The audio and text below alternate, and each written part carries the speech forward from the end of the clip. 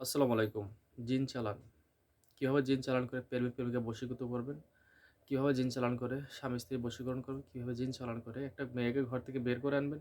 কিভাবে জিন চালান করে স্ত্রীকে বাধ্য করে পায়ের নিচে রেখে দেবেন? কিভাবে জিন চালান করে মানুষকে শাস্তি দেবেন? কিভাবে জিন চালান করে শ্বশুর-শাশুড়িকে বশ করে হাতের মুঠায় রাখবেন? কিভাবে জিন চালান করে অর্থাৎ জিনের মধ্য দিয়ে আপনার ননদ, যা আপনার যাকে ভালো লাগে তাকে হচ্ছে আপনি কনভিন্স করতে পারেন। হ্যাঁ, জিন এটা করে দেবে। এটা সিওর করা যায়। তবে অবৈধ কাজে আল্লাহ রাব্বুল আলামিন সাহায্য করেন না। আর এই সমস্ত কাজ যারা করে এগুলো খুবই জিনদের কাজ। জিন দেবীদের কিছু জিন আছে ইফরিত জিন। ইফরিত জিনের ২ টো ভাগ আছে। একটা হলো হিন্দু, একটা মুসলমান। হুম? অনেকগুলো ভাগ আছে, গোত্র আছে। তো আসলে সবাই জানে যে পৃথিবীতে সবথেকে শক্তিশালী হলো ইফরিত জিন। কোরআনেও আছে ক্বালা ইফরিতু মিনাল জিন্নি, জিন সম্পর্কে আছে, ইফরিতের কথা আছে। আসলে কোরআনে এটা হচ্ছে ওয়াজবালাইকুম নিয়ামাহু জাহিদাতুল বাতিরাত। আল্লাহ পাক মানুষকে ২ প্রকার ইলম শিক্ষা দিয়েছেন। একটা ইলম জাহির, একটা ইলমে বাতিন। আর রহমানুল আল্লামাল কুরআন খালাকাল ইনসান আল্লামাহুল বায়ান। আল্লাহ রাব্বুল আলামিন যেমন বাকশক্তিও মানুষকে দিয়েছেন, শ্রমশক্তিও দিয়েছেন, তদ্রূপ ২ প্রকার জ্ঞানও দান করেছেন। একটা ইলমে জাহির, একটা হলো বাতেন। আবার বুখারী শরীফের ১ম খণ্ডে আছে আবু হুরায়রা রাদিয়াল্লাহু তাআলা থেকে বর্ণিত। আবু হুরায়রা রাদিয়াল্লাহু তাআলা আনহু বলেছেন যে, আমি আমাদের পাক নবী মুহাম্মদ সাল্লাল্লাহু আলাইহি সাল্লাম থেকে আমি ২ প্রকার ইলম শিক্ষা করেছি। একটা ইলমে জাহির, একটা ইলমে বাতেন। তো জাহিরটা যদি প্রকাশ করি তাহলে আমার কোনো সমস্যা হবে না। এটা প্রকাশ করা চাই। যদি বাতুন প্রকাশ করি তাহলে আমার আবু হুরায়রার গলা কাটা যাবে। যাই হোক প্রতিটা জিনিসেরই ২ টো দিক আছে। একটি হলো অন্তর্মুখী, একটি হলো বহির্মুখী। ঠিক আছে? তকদির জগৎটা আসলে কার কতটুকু এলেম আমি জানি না। কারণ আল্লাহ রাব্বুল আলামিন কোরআনে বলেছেন যে, আমি মানুষকে একটা জ্ঞানের সীমারেখা টেনে দিয়েছি। আয়াতুল কুরসির ভিতরে আছে। আমি জ্ঞানের একটা সীমারেখা টেনে দিয়েছি। সূরা বাকারা ২৫৫ নম্বর আয়াত যদি পড়েন, দেখবেন সেখানে বলা আছে, আমি আরবিটুকু বললাম না, যে একটা সীমারেখা দিয়েছি। এর বাইরে সে আসলে জ্ঞান অর্জন করতে পারে না। তাকে যতটুকু দেওয়া হবে ততটুকুই। আর যে আল্লাহ পাকের সাধক ফকির দরবেশ ওলিরা তাদের জ্ঞান তো আল্লাহ পাকের তরফ থেকে আসে। কারণ তারা ইলমে উলহিয়াত, রুবুবিয়াত, আবদিয়াত এই সমস্ত সাগরে নিমজ্জিত। কথা কি বুঝাতে পারছি? তো যে বিষয় নিয়ে আলোচনা করতেছি জিন চালান। হ্যাঁ, জিন চালান করে প্রেমিকা বশ করা যায়। কিন্তু এই বিষয় নিয়ে আমার কাছে অনেকগুলো প্রশ্ন আছে।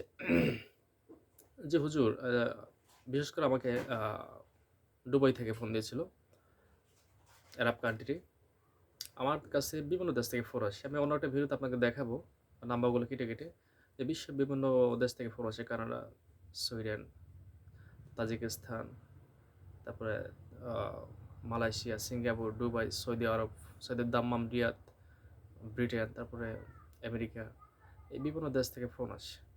আর বেশিরভাগই ফোনগুলো আসে ইন্ডিয়া থেকে। কলকাতার বাবুরা ফোন দিয়ে থাকে যে, "দাদা এভাবে আমি তো একটা মেয়েকে ভালোবাসি, আমাকে বশ করে দেওয়া যাবে?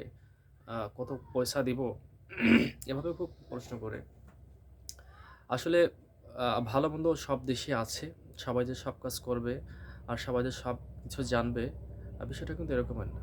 একটা কথা মাথায় রাখবেন, আমার থেকে আপনারা তো ভালো জানেন, যারা জ্ঞানী মানুষ, যারা কাজ জানে, তারা কিন্তু চুপচাপ কাজ করে। তারা কিন্তু নিজেকে প্রকাশ খুবই কম করে। তারা বলে না, "আমি এটা পারি, সেটা পারি।" হ্যাঁ? তারা এগুলো আপনাকে বলতে চাইবে না। আর তারা মার্কেটের জন্য লাল কাপড়, সাদা কাপড় এগুলো পরে আপনাদেরকে, হ্যাঁ, কাপড়ের কিছু মাহাত্ম্য আছে। কাপড়ের কিছু তাসির আছে।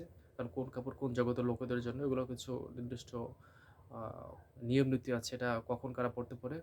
তো যাই হোক, বিশেষ করে আমি সবাইকে জানিয়ে দিতে চাচ্ছি যে অবৈধ কোনো প্রকার কাজে বিশেষ করে আমি হাত দিতে পারি না। যেটা বৈধ কাজ ভালো মনে করি সেটা আমি করতে পারি। দেখা গেল আপনি একটা মেয়েকে জোর করে বিবাহ করবেন বা করেছেন। এখন সেই মেয়েটা চলে গেছে আপনাকে ছেড়ে।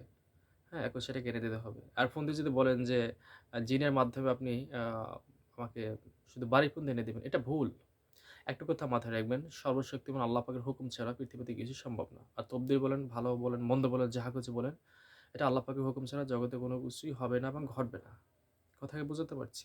আর জিন আমার আপনার হুকুমে চলে না। তিনি নিজের ইচ্ছামত চলে। কিন্তু যদি বাধ্য করে আপনি পাঠান তখন সে কথা শুনতে পারে।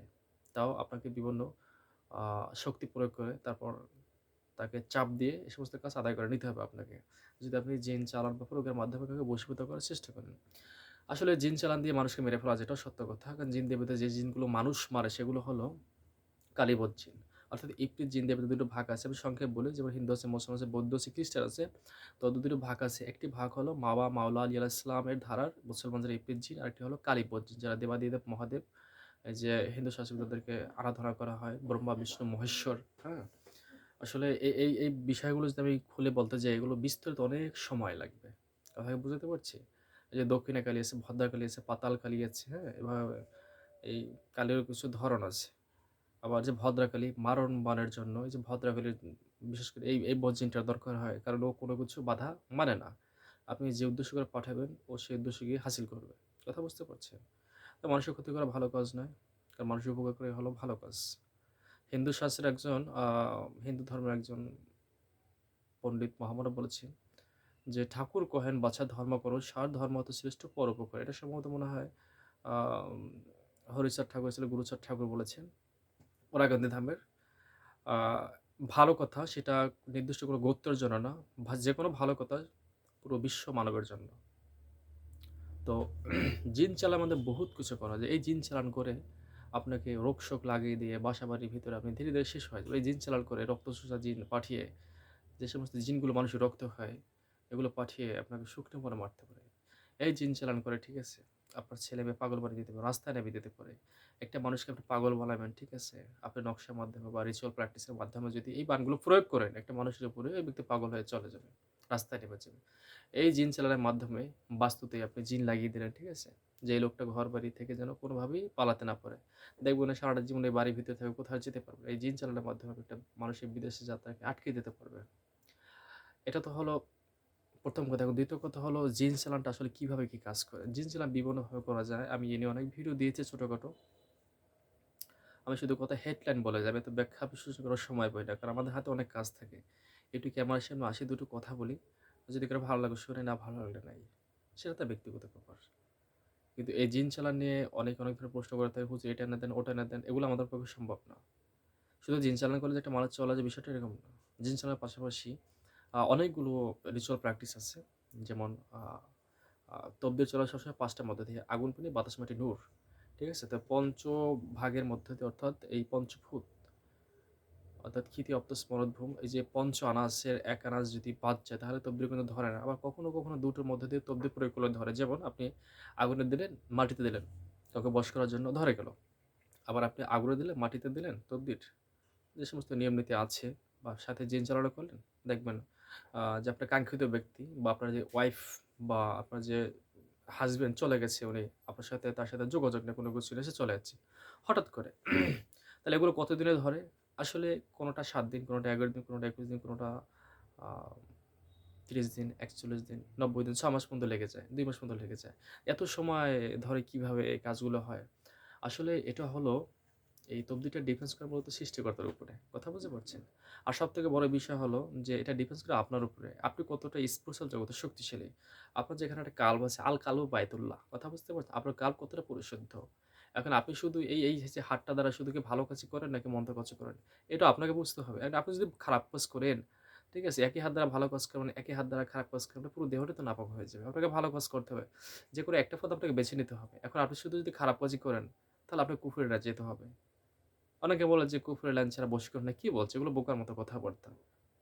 ও নিজেই জানে না কি বলে। ও নিজের তো নিজে চেনে না। ও তো নিজেই চেনে না। ও যে নিজে কথা বলে, কি বলে সে নিজেই তো জানে না। একটা কথা আছে, জ্ঞানীর জ্ঞান থাকে অন্তরে আর মূর্খের জ্ঞান থাকে জিহ্বার নিচে। এটা বাবা মাওলানা ইসলাম বলেছেন।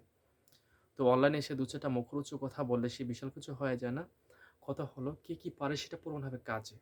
আর একটা কথা মাথায় রাখবেন, বশীকরণ বলেন, যাহা কিছু বলেন, এগুলো সেপাটা বা মানুষকে ভালো করা বলেন, একটা মানুষ বিশেষ অসুবিধায় পড়ল বা কেউ জাদু-টোনা করে দিল বা কেউ বান মেরে দিল বা কেউ তার বাস্তুতে সমস্যা করে দিল, বাস্তু মানে ঘরবাড়ি ভিটা-বাড়িতে সমস্যা করে দিল।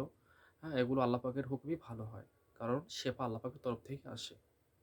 আর এগুলো একটু সময় সাপেক্ষ ব্যাপার। চাইলেই এগুলো মুহূর্তে করা যায় না। যে আমি টাকা দিলাম, টাকা দ্বারা দিলে সবকিছু হয় না। যদি তাই হতো তাহলে এই যে বিশ্বে যারা কোটি টাকার মালিক, যারা বিশ্বের শীর্ষ ধনী তাদের ওয়াইফ গুলো চলে যেত না। তাদের সুখ কোথায়? টাকা-পয়সার ভিতরে সুখ নেই। প্রকৃত সুখ হলো অন্তরে। আর এটা আসে আল্লাহ পাকের তরফ থেকে। আল্লাহ পাক একলাম ইয়া সালামু, হে শান্তিদাতা। সুখ আল্লাহ পাকের হাতে, এটা মাথায় রাখবেন। আর সুখ দুঃখ একে অপরের ভাই। সুখ আগে চললে দুঃখ পিছনে আসে। দুঃখ আগে চললে সুখ পিছনে আসে। এইজন্যই কোরআন আছে। আলাম নাশরাহ লাকা সাদরাক ওয়া ওয়াদানকা ওয়িজরাক আল্লাহ জানাকা জাহরাক ওয়া রাফা'না লাকা যিকরাক ফাইন্না মা'আল উসরি ইউসরা ইন্না মা'আল উসরি ইউসরা ফাইজা ফারাগতা ফানসাব ফাইলা রাব্বিকা ফারগাব। ধন্যবাদ সবাই। ভালো থাকবেন, সুস্থ থাকবেন। আর আমার কথায় ভুল ত্রুটি হতে পারে। কারণ আমার হাতে সময় কম, তাই দ্রুত ভিডিও বানিয়ে আবার আপনাদের মাঝ থেকে চলে যাচ্ছি। দোয়া করবেন। আল্লাহ হাফেজ।